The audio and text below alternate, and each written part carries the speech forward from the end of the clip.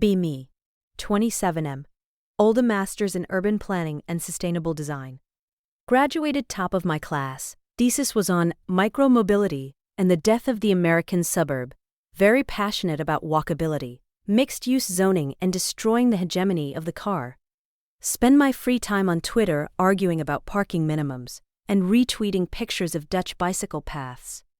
Consider myself a visionary, a tactical urbanist. Finally land my big break job working for the city planning department of a mid-sized Rust Belt city.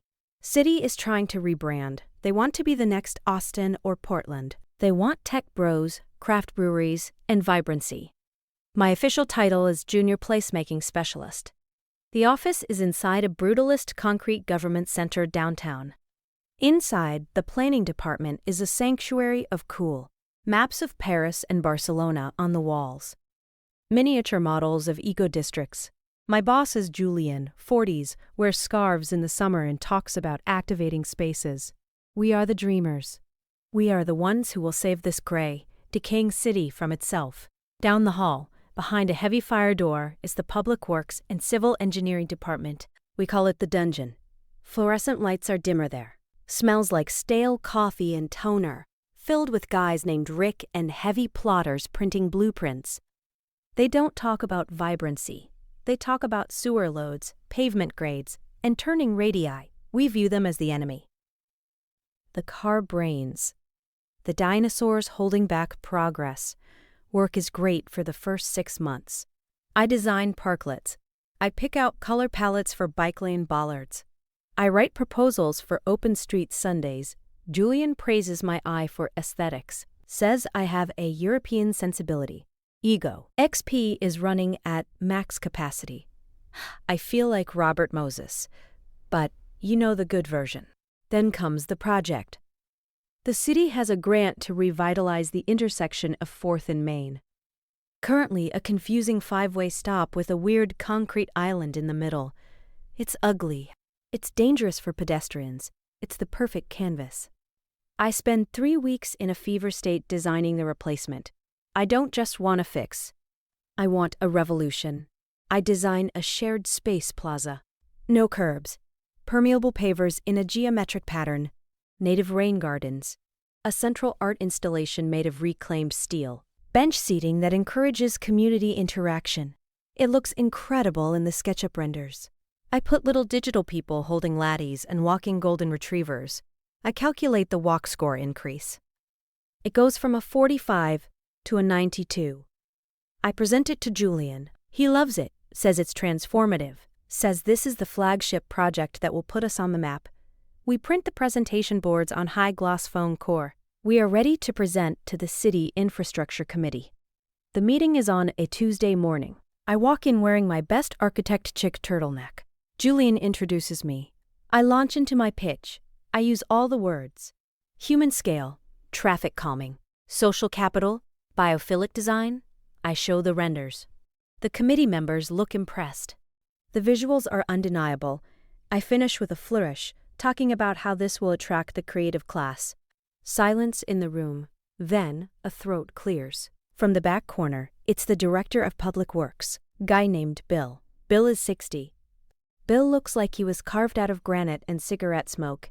He's wearing a short-sleeve button-down shirt with a pocket protector. Literally has a slide rule on his desk back in the dungeon. Bill hasn't looked at the screen once. He's been looking at a set of existing utility maps spread out on the table. It's pretty, Bill says, voice like gravel in a blender. But it's a no. My stomach drops. Excuse me, I say, trying to sound authoritative. Denied, Bill says. Won't work. Why? I demand. Is it the cost? We have the grant money. Is it the traffic flow? The data shows. Bill waves a hand, cutting me off. It ain't traffic, it's physics. He points a thick finger at the map. You got permeable pavers sitting on top of a 100-year-old clay sewer main. So, I say, we reinforce it. You got rain gardens draining into a substrate that's already saturated because the water table is 4 feet down in that sector. We can engineer drainage, I counter. And Bill continues, ignoring me, you removed the turning lane for the fire trucks coming from Station 3. Fire trucks can navigate the shared space, I say. It slows them down, which is safer. Bill looks at me over his glasses. Station 3 runs a ladder truck. It's 45 feet long. It needs a 50-foot turning radius. Your little planter boxes give it 30. We can move the planters, I say, desperate. And the gradient, Bill adds. You leveled the street. That intersection acts as a storm channel for the entire uphill district. You remove the curbs, you flood the basement of the dialysis center on the corner. He closes the folder. It's a liability nightmare. It's a maintenance disaster. And it puts the fire department in a bind. Denied. The committee nods. They trust Bill. Bill keeps the lights on. Bill keeps the toilets flushing. I am dismissed. Julian pats me on the back in the hallway. Don't worry, he says. They just don't have the vision. We'll rework it. But I am seething. I go back to my desk. Rage builds. This is exactly what's wrong with America. Technocrats and engineers prioritizing machines over people. Prioritizing sewer mains over community connection. I convince myself that Bill is lying. He's just a lazy bureaucrat who doesn't want to do the paperwork for a change order, or worse. He's in the pocket of the auto lobby. He wants to keep the streets wide and fast. I decide I'm not going to take this lying down. I am a warrior for the urban fabric. I copy the render files onto a USB drive. That night, I go home. I draft an anonymous email to Urbanize This, the popular local development blog. Subject: the beautiful future the city won't let you have. I attach the renders. I write a scathing narrative. I talk about how entrenched interests in public works are blocking sustainable progress. I talk about how the fire department uses safety as a smokescreen to maintain high-speed stroads. I hit send. Next morning, it's everywhere. The blog post goes viral locally. Twitter is blowing up. Why can't we have nice things? Fire bill. People over cars. I sit at my desk, sipping kombucha, watching the chaos. I feel powerful. I have mobilized the masses. A petition starts online. Build the 4th and Main Plaza. It gets 5,000 signatures in 48 hours. The mayor gets involved. He sees the popularity. He calls a special town hall meeting to revisit the project. This is it. My moment. I prep my speech. I print out the comments from the petition. I am going to publicly shame the dinosaurs into extinction. The town hall is packed. Hipsters, young families, cycling advocates. They are holding signs. Julian is there, looking nervous but supportive. Bill is there. He's sitting at the front table. He looks tired. He's wearing the same short-sleeve shirt. I get up to the podium. I give the performance of a lifetime. I talk about the future. I talk about climate change. I talk about how our city is dying because it refuses to evolve. I point to the renders projected on the screen. This is what is possible, I say. If we just have the courage to say no to the status quo. Thunderous applause. I sit down, feeling like a god. Then the mayor asks Bill to speak. Bill stands up. No notes, no PowerPoint. He walks to the microphone. The room boos him slightly. He waits for them to settle. I like the drawings, Bill says. They look nice, but my job isn't to make things look nice. My job is to make sure you don't die. The room gets quiet. The young man from planning says, I'm blocking this because I like cars. He pulls out a piece of paper. This is a flood map from 1998. The last time we had a 10-year storm event. The intersection at 4th and Main was under 3 feet of water. Since then, we upgraded the storm drains. That's why your basements don't flood anymore. His plan covers 60% of those drains with planters. He looks at the crowd. Who here lives on 4th Street? A few hands go up. If we build this plaza, next time it rains hard, your first floor is gone. That's a fact. That's hydrology. Murmurs in the crowd. Now, about the fire truck. Bill gestures to the back of the room. The fire chief is standing there, arms crossed. Station 3 responds to the Senior Living Center on Oak. That's their primary route. If they have to go around this shared space because they can't make the turn, it adds 3 minutes to response time. Bill leans into the mic. 3 minutes. In a cardiac event, that's the difference between life and death.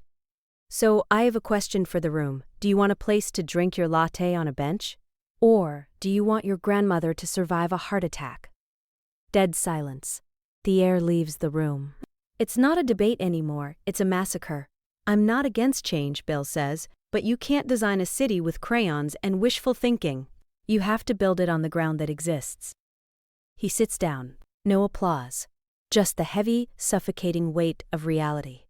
The meeting dissolves. People leave quietly. The petition is forgotten. I walk out to the parking lot. I feel sick, not the righteous anger from before. Just shame. Hot, prickly shame. I didn't lose because of politics. I didn't lose because of corruption. I lost because I was wrong. I was dangerously, stupidly wrong. I ignored gravity, water, and geometry because they didn't fit my aesthetic. I go to work the next day. Julian won't look at me. The dungeon crew is laughing as I walk past their door. They know I'm the one who leaked it. They know I tried to mob them. HR calls me in. Breach of protocol. Unapproved release of internal documents. They don't fire me. They move me. Reassignment. I am moved from the design team to the zoning compliance desk. My job is now checking fence height applications for suburban backyards. It is purgatory. I sit in a cubicle with high walls. No more maps of Paris. Just stacks of forms from angry homeowners who want to build sheds. A week later, I'm spiraling. I need to talk to someone who understands. I call Marcus. Marcus was my roommate freshman year. We were both idealists then, but Marcus dropped out of the liberal arts program, transferred to construction management, then went to work for a massive commercial developer, the kind of company I tweet hate about. He drives a Ford F-250. He builds subdivisions with cul-de-sacs. He picks up background noise of heavy machinery. Yo, what's up? He shouts. I pour it all out. The plaza, bill, the humiliation, the reassignment. I frame it as a tragedy, a genius stifled by the system. I wait for him to say, that sucks, man. They just don't get it. Silence on the line. Then Marcus laughs. Not a mean laugh. A tired laugh. Dude, he says, did you seriously try to remove a fire lane without checking the turning templates? It was a shared space. I protest. Drivers adapt. Trucks don't adapt, Marcus says. Trucks have axles. Axles have limits. You don't understand, I say. I'm trying to change the paradigm. You're trying to play SimCity, Marcus says. His voice gets serious. Look, I see your tweets. I see the pretty pictures you post. You guys in planning think you're designing the world. You're not. You're drawing cartoons. I'm on a site right now. We found a sinkhole under the foundation this morning. It cost us 50 grand fixed before lunch. That's reality. Dirt. Concrete. Water. Money. You think guys like Bill are the enemy because they say no. Bill isn't the enemy.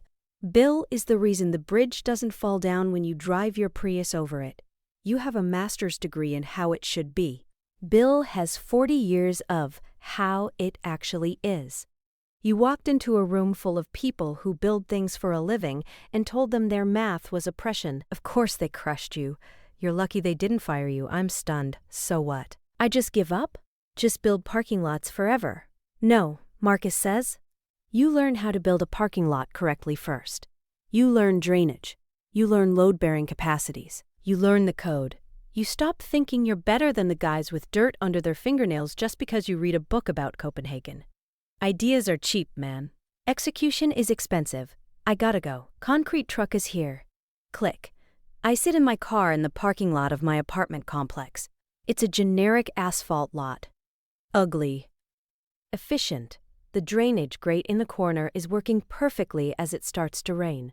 I look at the water flowing into it. I realize someone designed that grate. Someone calculated the slope. Someone made sure it wouldn't flood my apartment. And I never thanked them. I just called them car brains on the internet.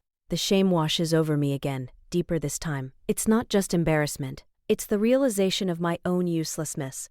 I spent 6 years in university learning how to critique the world. I never learned how to keep it running.